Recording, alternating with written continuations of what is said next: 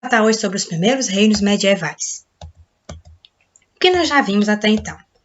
Os romanos tomaram um vasto território, tão grande que não conseguiu administrar.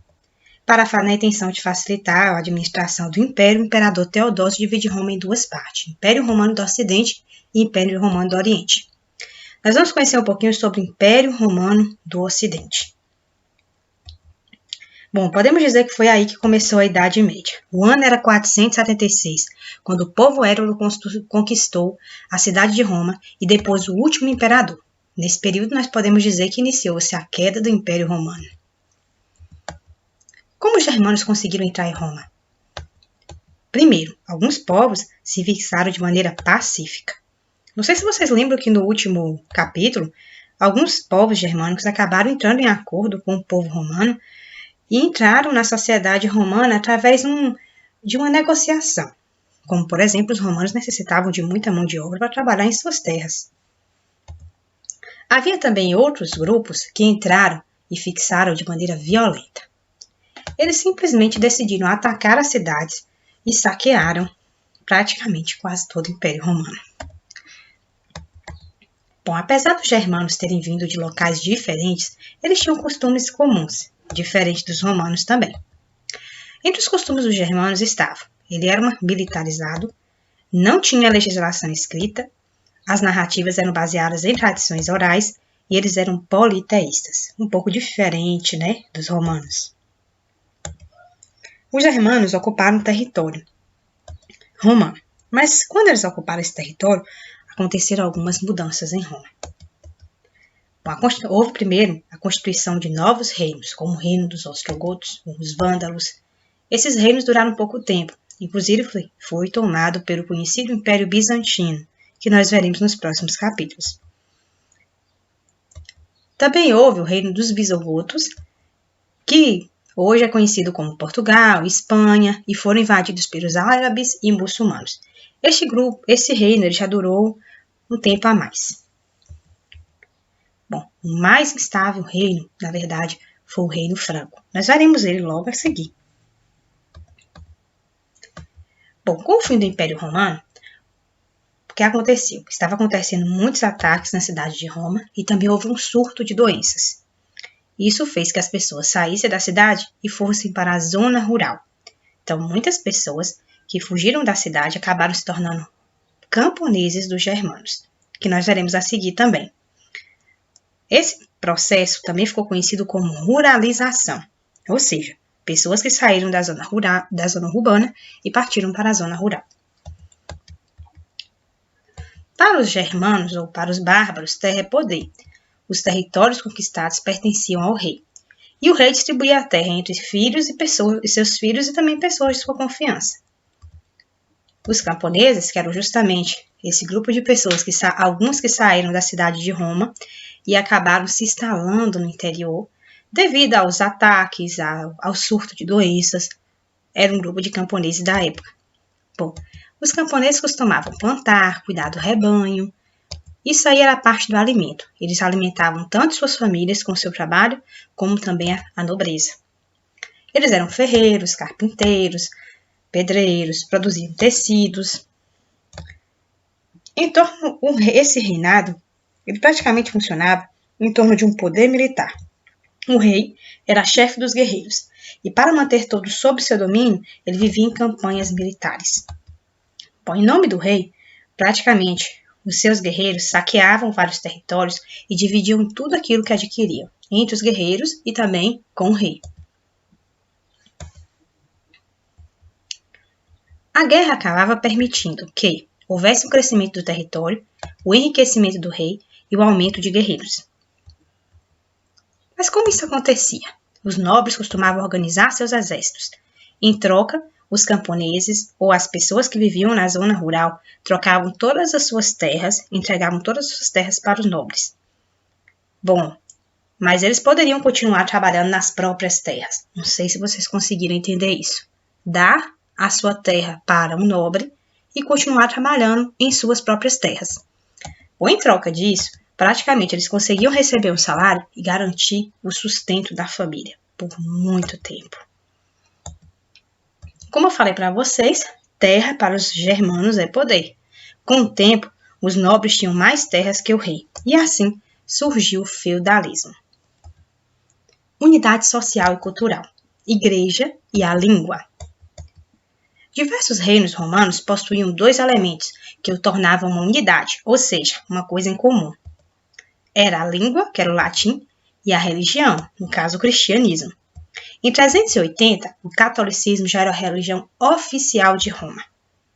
Bom, a igreja enriqueceu muito. Isso acontecia porque algumas pessoas costumavam doar, ainda em vida, parte de suas propriedades para a igreja. E nessa brincadeirinha de doar tudo para a igreja, praticamente a igreja era dona de 1/3 da Europa. Bom, a igreja costumava também construir diversos mosteiros em diversos locais distantes pela Europa para facilitar a difusão da religião em locais distantes. No final do século V e VI, alguns monarcas se converteram ao cristianismo. Isso acabou consolidando também um pouco mais a religião, ou seja, alguns reis se tornaram católicos. Outra unidade também que unificava esse povo era o latim. O latim surgiu, nós já sabemos, já vimos isso no capítulo anterior. O latim surgiu justamente com a junção da cultura grega, etrusca e também do povo latino, que fundou Roma. O latim culto era muito falado pelos romanos. Nas camadas mais altas se falava o latim culto. Já o latim vulgar era falado pelo restante da população. Mas com a queda do Império Romano houve uma mudança. A junção da língua germânica e a língua latina deu origem às línguas neolatinas, que quer dizer que são novas línguas. Bom, as línguas neolatinas são quais?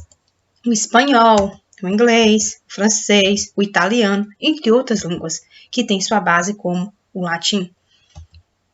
Mesmo assim, o latim sobreviveu por muito tempo. Ele era muito utilizado na elaboração de documentos e também em ritos da Igreja Católica, ou seja, muitas missas eram realizadas em latim.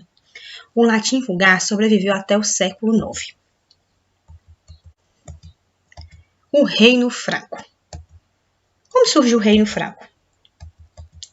A origem dos francos. O povo franco veio de uma região que nós conhecemos hoje como Bélgica e também Holanda. Então, eles saíram dessa região no século III e se instalaram na Gália, que nós conhecemos hoje como França. Naquela época, essa região pertencia aos romanos. Bom, na França, eles viviam em várias tribos, e uma tribo não tinha muito contato com a outra, até que certo dia o rei Clovis resolveu reunir todas as tribos, promovendo aí uma centralização. O rei Clovis foi considerado o rei e fundador da França. O primeiro reino a ter influência sobre o Papa foi justamente o Reino Franco. Isso devia ao quê? O rei acabou reconhecendo, a igreja acabou reconhecendo o rei como rei perante os homens e também perante Deus. Clovis acaba começando a expandir o território. Na verdade, a intenção era recuperar todo o território do Império Romano e centralizar novamente o poder na mão de uma pessoa só. Isso tudo aconteceu com a contribuição da igreja. Como eu falei para vocês, a igreja era riquíssima. Mas, em troca do apoio da igreja, Clovis deveria difundir por todos os locais dominados o catolicismo. Ou seja, todos os territórios que ele dominasse, teria que adotar o catolicismo como religião.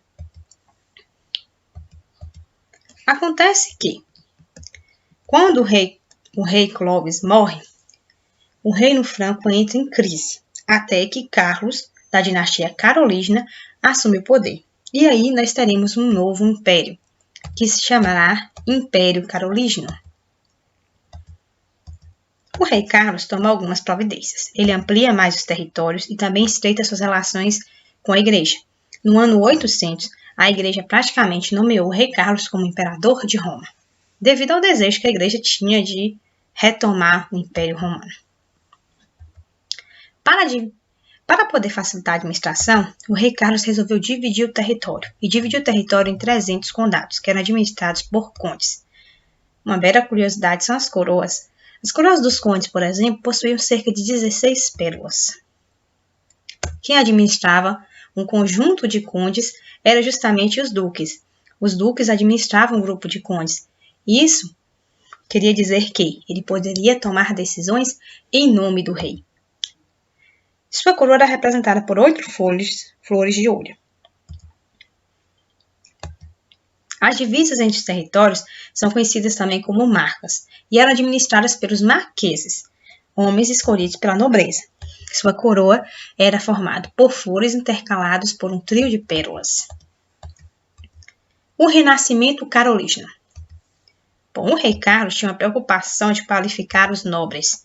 Então ele resolveu criar escolas. A escola palatina, que era para instruir jovens da nobreza, e a escola episcopal para a formação de padres. Não era que limitava ao estudo da Bíblia, mas também estudava gramática, matemática, astronomia, além de leituras e textos dos antigos romanos. Esses também eles estudavam arquitetura, artes e introduziu também caracteres minúsculos. A morte de Carlos Magno praticamente causou várias disputas entre seus herdeiros. O império então foi atacado pelos nomados, que hoje nós conhecemos também como vinques.